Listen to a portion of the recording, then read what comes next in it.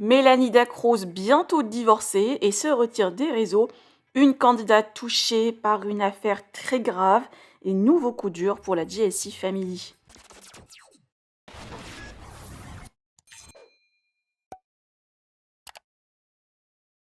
Un 1er janvier, déjà riche en rebondissements et scoop chez les candidats de télé-réalité, comme cette info sur Mélanie Dacruz et son mari Anthony Martial.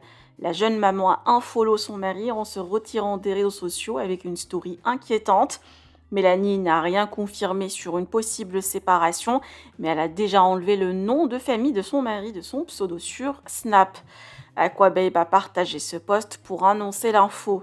Par ailleurs, le blogueur a aussi révélé une affaire grave concernant la candidate Camille Froment et son compagnon.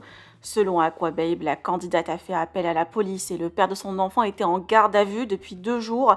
Camille ne s'est toujours pas exprimée depuis ce problème. La JLC Family en entier est touchée par le Covid, ainsi que les nannies des enfants, sauf Laurent qui a pris en charge la garde des enfants. Jazz a très peur et s'est confié sur son état. Je vous laisse avec l'historique de Jazz, Laurent, Mélanie Dacruz et le blogueur Aquababe sur l'histoire de Camille. Que pensez-vous? Partagez avec moi vos avis en commentaire et n'oubliez pas de liker la vidéo et de vous abonner à la chaîne.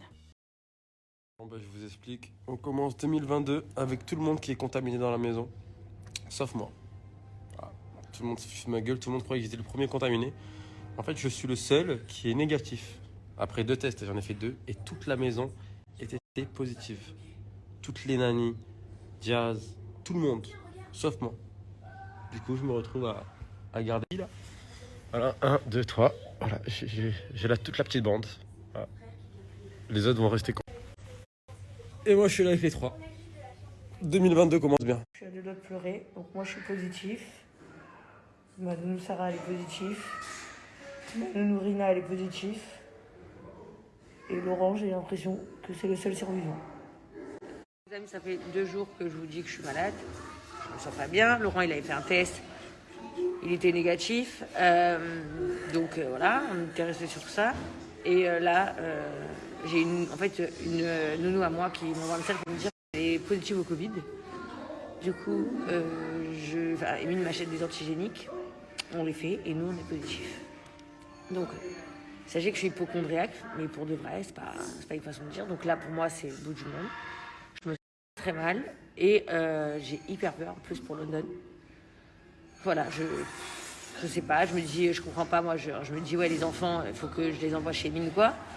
Mais ici, les médecins, ils me disent, bah non, mais de toute façon, les enfants, ils sont déjà exposés au virus. Si vous avez déjà les symptômes, donc je sais pas quoi faire, quoi penser. Ça va super, c'est parti, let's go. Je fais cette story concernant Camille Froment et son mec.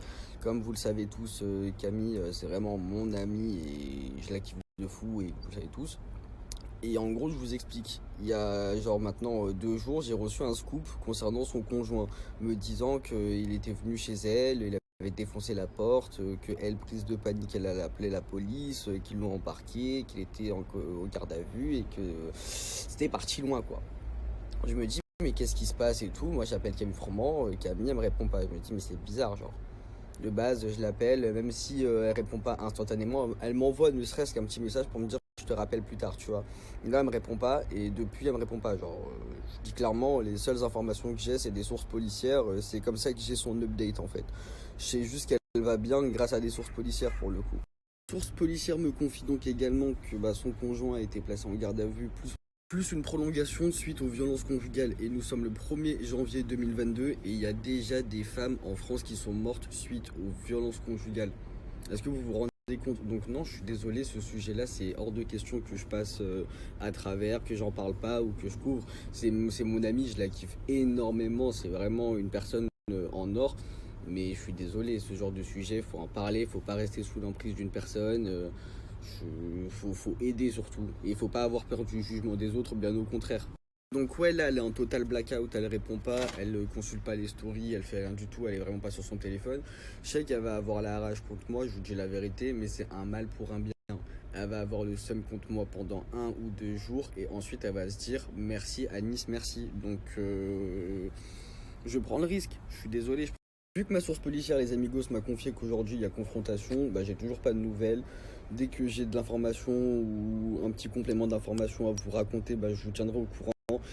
N'hésitez pas à envoyer des petits messages de soutien sur Insta ou Snap à Camille. Franchement, je pense que ça lui fera plaisir, même si pour le coup, elle est archi pas sur son téléphone.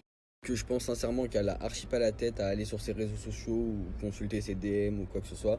Mais ça lui fera plaisir dès qu'elle aura le moment. Donc n'hésitez pas. Et dès que j'ai des nouvelles d'elle ou si elle m'a répondu ou si j'ai d'autres informations concernant la police et tout, je vous tiendrai au courant les amis. Pour les autres, pas pour moi-même parce qu'en règle générale, moi, je m'en fous un peu. Justement, c'est le problème. S'en foutre de soi-même et toujours se préoccuper des autres.